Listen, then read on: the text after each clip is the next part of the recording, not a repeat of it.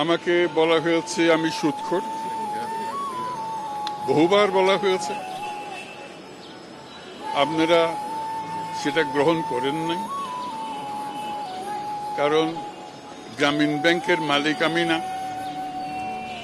সুদ যদি গ্রহণ করে থাকে, সেই গ্রামীণ ব্যাংকের মালিকেরাই গ্রহণ করেছে।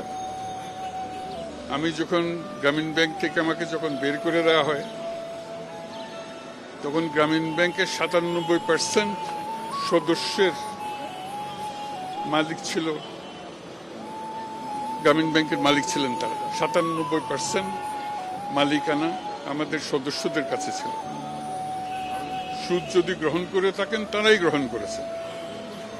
আমি একজন কর্মচারী মাত্র, সেটা আপনারা জানতেন।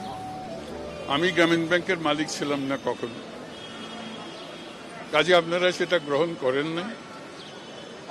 আমাকে বলা হয়েছে আমি গরিবের রক্তচোষা, সেটাও আপনারা গ্রহণ করেন নাই। রক্ত চুষতে হলে যেটা করতে হয়, সেরকম কাজ আমি করি নাই, আপনারা দেখেছেন। আমি ১ কোটি গরিব মানুষকে একটা ব্যাংকের মালিক বানিয়েছি। চুষবো কোথার থেকে? তাদেরকে মালিকানা দিয়েছি, আর কেউ তো দেন এই পর্যন্ত।